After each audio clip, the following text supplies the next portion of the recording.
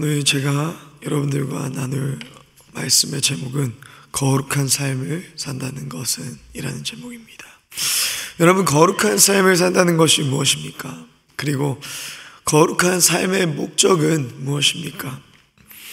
하나님은 모세에게 여러 번 나타나셨습니다. 성막에서 나타나시고 불로 가시떨기 나무 위에 임하시고 또 시내산 위에 영광으로 임하시지 않습니까? 왜 모세에게 하나님께서 나타나시겠습니까? 왜 백성들은 하나님의 영광이 드러날 때에 두려워하였습니까? 거룩함 없이는 하나님을 볼 수 없고 보게 되면 죄가 있었으면 죽는 시대였기 때문이 아닙니까? 아론의 두 아들 또한 하나님께 다른 불을 들여서 거룩함이 없었기 때문에 삶 가운데 하나님께 진정으로 드리는 거룩이 없었기 때문에 죽게 되지 않습니까?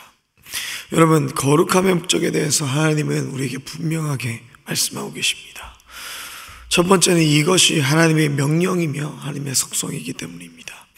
하나님은 레위기 19장 2절 말씀을 통해서 우리에게 말씀하여 주십니다. 너희는 거룩하라. 이는 나 여호와 너희 하나님이 거룩함이니라. 하나님은 너희는 거룩해야 돼 라고 말씀하지 않습니다. 이는 하나님의 명령이기 때문입니다. 하나님은 내가 거룩한 하나님이니 너희는 마땅히 거룩해야 한다 라고 말씀하십니다. 여러분, 거룩의 뜻에 대해서 알고 계십니까? 거룩의 뜻이 무엇입니까, 여러분? 거룩이라는 것은 카도시라는 단어로, 카도시는 구별되다라는 뜻을 갖고 있습니다. 여기서 구별된다는 것은 두 가지 의미를 가지고 있는데, 그 첫 번째는 세상과의 구별입니다. 하나님께서 극도로 싫어하는 죄가 뭡니까? 우상숭배 아닙니까? 우상숭배의 가장 큰 악함은 하나님의 기준과 가치가 아니라 내 기준과 가치를 하나님보다 앞세우며 살아간다는 건 아닙니까? 하나님께 마땅히 드려야 될 것을 하나님께 드려야 하지 않고 다른 이에게 바친다는 것이, 그것이 우상숭배 아닙니까?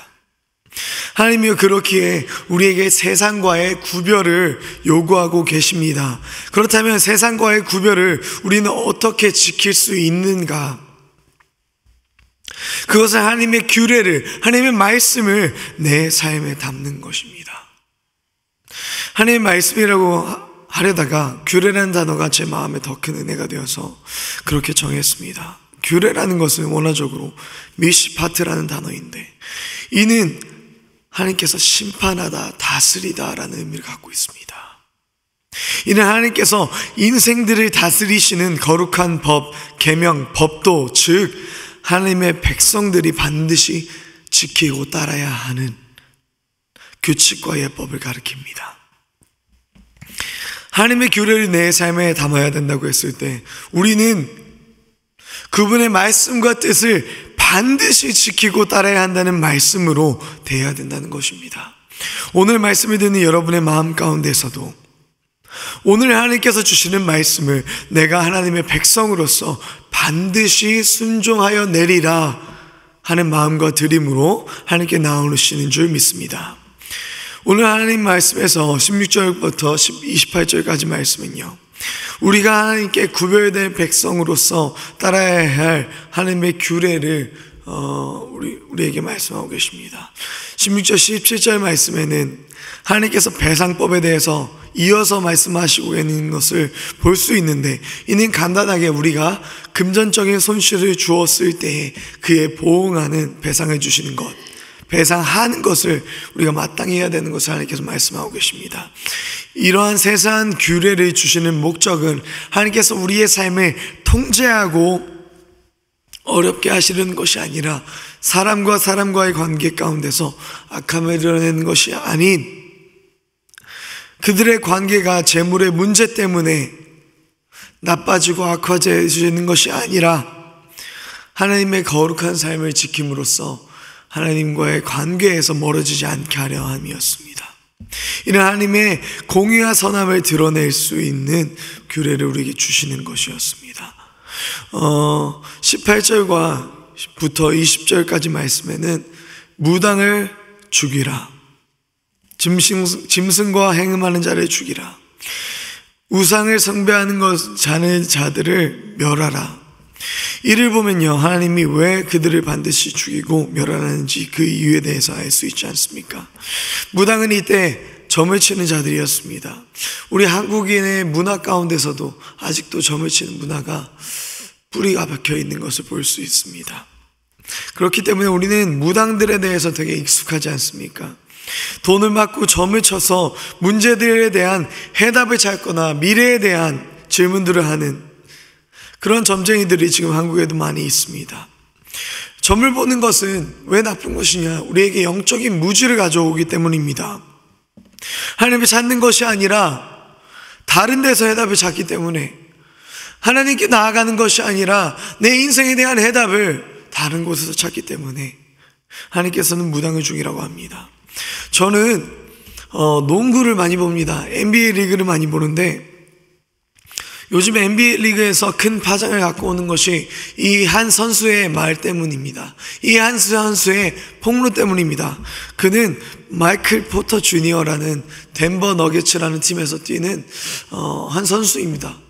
그는 한 1년에 한 800억 정도 연봉을 받습니다. 여러분 상상이 가십니까? 800억이라는 돈의 연봉을 받는다는 게 대단하지 않습니까? 그가 한 말이 왜 파장이 되느냐? 그가 NBA 선수들의 그 사생활에 대해서 폭로를 했습니다. NBA 선수들이 돈이 너무나 많으니까, 또 너무나 예쁜 여자들이 많으니까, 너무 문란한 삶 가운데 많이 노출되어 있으니까 이제 예쁜 여자가 눈에 차지 않고, 이제 트랜스젠더에게 이제 성적인 이끌림을 느끼고 그를 넘어서 이제는 남색에 이르는 그러한 모습으로 살아간다는 것입니다. 그게 한두 사람이 아니라 대다수의 NBA 선수들이 그러한 삶을 살고 있다는 것입니다.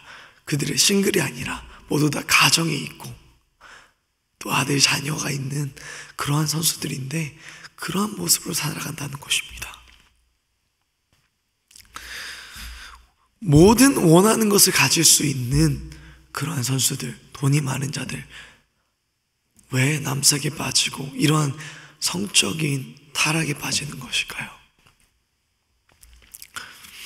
이는요, 우리가 죄를 원할수록 더욱더 큰 죄를 원하고, 우리가 타락에 빠질수록 더 큰 타락에 빠져있는 그러한 죄인인 것을 보여주고 있는 것 아닙니까?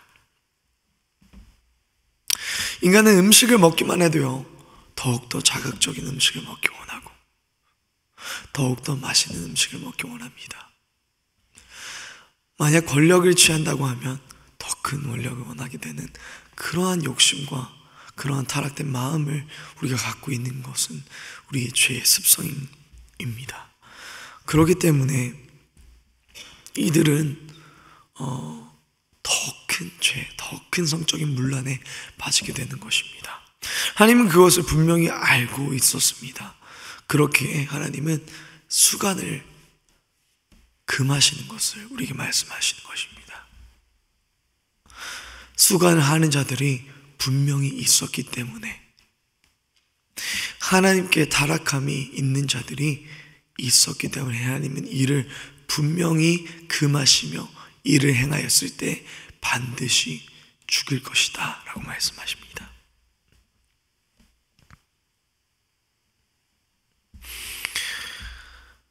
이 말씀을 보면서요, 우리가 짐승과 행음하는 그러한 죄는 없을 수 있으나, 우리가 타락의 결과 가운데서 더 큰 타락을 원하는 것을 볼 수 있을 때, 이 말씀을 볼 때 제가 생각하는 것은, 우리가 정신 차려서 하나님의 거룩함을 우리의 삶 가운데 담지 않으면 우리 마음 가운데 타락하려고 하는 그 마음이, 열망이 내 삶을 채울 수 있다는 것입니다. 마치 우리가 영적인 순결을 이 미친 세상 가운데서 빼앗기고 또 정상적인 삶이 아닌 것처럼 여기게 될 수 있는 그런 세상을 살 수 있다는 것을 다시 한 번 더 깨닫게 되었습니다. 제가 이 말씀을 보면서 빌립보서 3장 19절 20절 말씀이 생각이 났습니다. 저희의 마침은 멸망이요 저희의 신은 배요 그 영광은 저희의 부끄러움에 있고 땅의 일을 생각하는지라.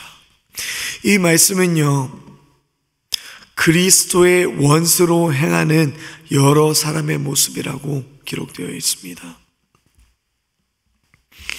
여러분, 우상 숭배를 생각했을 때요 우리는 우리의 신이 하나님인가 아니면 내가 지금 재고 있는 배인가 이를 돌아봐야 하고요, 우리의 영광이요 하나님의 영광, 그 영광에만 초점이 맞춰져 있는가, 혹은 썩어 없어질, 우리가 죽으면 아무것도 남지 않을 그러한 부끄러운 것들에 우리가 영광이라고 생각하고 살아가고 있는지 돌아봐야 합니다. 만약 우리가 계속해서 땅의 것을 생각하며 하늘의 것을 생각하지 않고 소망하지 않고 살아간다면 우리는 거룩함이 아니라 십자가의 원수의 삶을 살아간다는 것을 기억해야 될 줄 믿습니다. 또한 하나님이 21절과 27절까지의 말씀을 통해서 우리가 지켜야 할 거룩의 두 번째 의미에 대해서 말씀하고 계십니다. 거룩의 첫 번째 의미가 세상과의 거룩이라면 거룩의 두 번째 의미는 하나님의 백성으로서의 구별됨을 뜻하고 있습니다. 이것이 무엇이 다르냐? 세상과의 구별은 좀 더 도덕적인 개념에서 우리가 지켜야 하는 구별과 죄에서의 구별입니다. 그런데 하나님의 백성으로서의 구별은 영적인 개념으로서 우리가 하나님의 의로움과 성품을 우리의 삶 가운데 담는 것을 뜻하고 있습니다. 그렇기 때문에 21절 22절의 말씀을 보면요, 과부와 고아를 외롭게 하지 말라, 나그네들을 압제하지 말라라고 말씀하고 있습니다. 그리고 하나님이 덧붙여서 너희들 또한 이방에서 나그네였다라고 말씀하고 계십니다. 이 말씀을 보면서 무엇을 우리가 볼 수 있습니까? 이방 나그네들은 가난한 자, 그렇죠? 생계를 본인들이 확신할 수 없는 자들이었습니다. 여러분은 어떠십니까? 여러분은 하나님을 만나기 전에 여러분의 삶이 어떠하셨습니까? 저는요, 너무나 감사할 수밖에 없는 그러한 사람인 것이, 은혜로 하루 먹고 하루 사는 그러한 삶을 사는 것이 저의 삶이라고 생각합니다. 그렇게 우리가 기억해야 되는 것은 우리가 누구였으며 지금 우리는 누구인가? 나그네였던 우리에게 예수님께서 찾아오셔서 우리의 어떠함이 아니라 그분의 아름다우시고 놀라우신 은혜, 우리의 삶의 밝은 소망의 빛을 비추어 주셨습니다. 그렇기에 우리는요, 소외되고 가난하고 불쌍하고 사랑이 필요한 자들을 외면하는 그러한 죄를 지으면 안 됩니다. 이는 하나님의 백성으로서 책무를 다하지 않는 모습이며 하나님과 교제할 수 없는, 나아갈 수 없는 그러한 거룩함을 피하는 모습입니다. 그렇기에 우리는 주변 일, 교회를, 사람들을 돌아봐야 됩니다. 내가 힘들다고 다른 사람의 힘듦을 외면하는 그러한 모습이 아니라 그리스도가 가장 비참하시고 멸시당하실 때에도 끝까지 우리를 기억하시고 가장 고통 가운데 있을 때에도 우리 죄를 위하여 기도하시고 끝까지 사랑하셨던 예수님의 사랑을 기억하고 우리 주변에 있는 고통과 어려움을 외면하지 않는 그런 하나님의 자로서의 구별됨이 우리의 삶 가운데 있어야 됩니다. 왜냐하면 하나님은 23절 말씀 가운데 약한 자들의 신음에 부르짖음에 외면하지 않고 내가 반드시 들으리라 말씀하시기 때문입니다. 하나님의 거룩함을 담는다는 것은 그 거룩함을 우리의 삶 가운데 동일하게 담는 것입니다. 하나님의 이러한 안타까운 긍휼과 자비의 마음을 우리의 삶 가운데 담으며 전하는 그것이 하나님의 마음이기 때문에 우리가 사랑해야 할 자들을 사랑하는 것이 하나님의 자녀로서 구별된 모습인 것을 믿으시고 순종할 수 있기를 기도합니다. 마지막으로 하나님께서 우리에게 요구하시는 거룩의 모습은요, 아까 언급했던 다른 신에게 드리는 제사의 반대로서 하나님께 드려야 할 제사를 마땅히 드리는 것입니다. 하나님은 추수할 것과 내게짜 할 즙을 바치는 것을 더디하지 말고 처음 난 아들들을 하나님께 드리라고 말씀하십니다.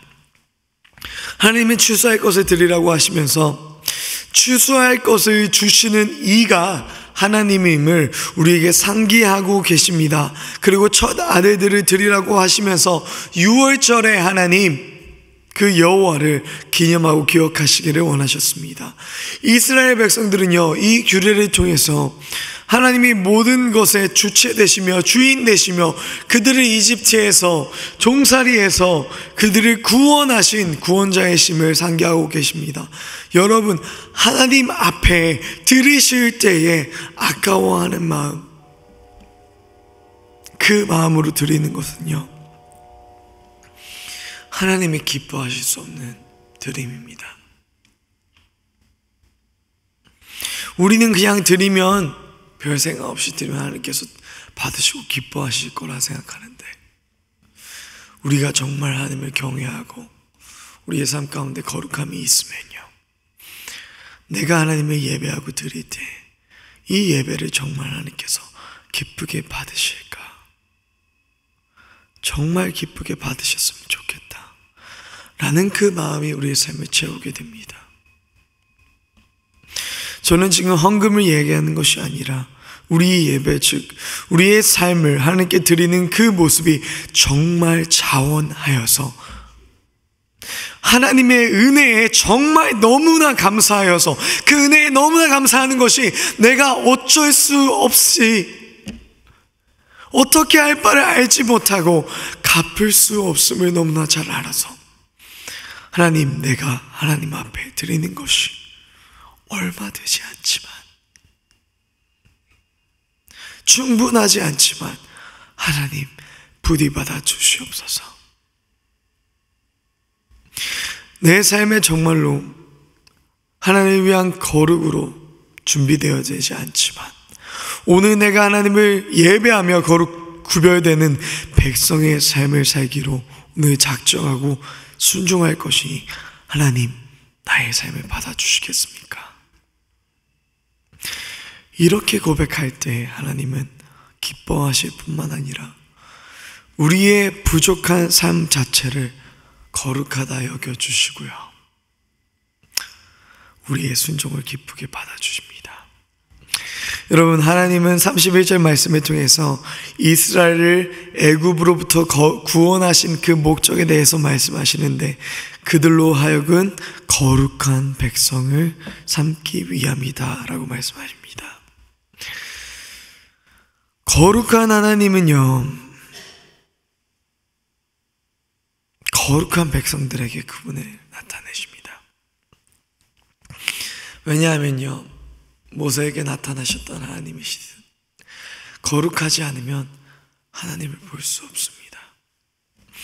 히브리서 12장 14절의 말씀에는요, 모든 사람과 더불어 화평함과 거룩함을 따르라. 이것이 없이는 아무도 주를 보지 못하리라. 거룩함을 따르지 않는 우리는요, 거룩하려고 노력조차 하지 않는 우리는요, 이곳에 거하시는 하나님을 볼 수 없습니다. 하나님의 음성을 들을 수 없습니다. 여러분, 매번 예배 가운데 하나님께서 말씀하시지 않으신다, 들을 수 없다, 내가 예배 나오는데 그냥 무뎌진 마음으로 나왔다가 그냥 돌아간다, 내 삶에 거룩함이 없어서 그렇습니다. 하나님께 드리려고 하는 그 거룩함의 마음 자체가 우리 삶 가운데 부재되기 때문에 하나님을 예배하는데 하나님의 마음을 느낄 수 없고, 하나님을 예배하는데 자원하는 기쁨이 없고, 하나님께 드리는데도 그것이 아까운 드림이 되는 것입니다. 그렇기 때문에 이 시간이 예배 가운데서도 기쁨이 없고 하나님의 음성을 들을 수 없다면, 여러분의 삶 가운데 구별됨이, 거룩함이, 하나님의 자원하는 마음이, 나아가는 중심이 없음을 기억하고 저와 같이 회개할 수 있기를 부탁드립니다. 우리는 하나님의 백성임을 기억하고 그 백성으로서 세상과의 구별된 거룩을 가져야 함을 오늘도 깨달으며, 또한 하나님의 백성으로서 정체성과 구별됨을 가지셔서 오늘 하나님께서 원하시는 구별된 삶을 사시기를 예수님의 이름으로 축원합니다. 우리 기도하겠습니다.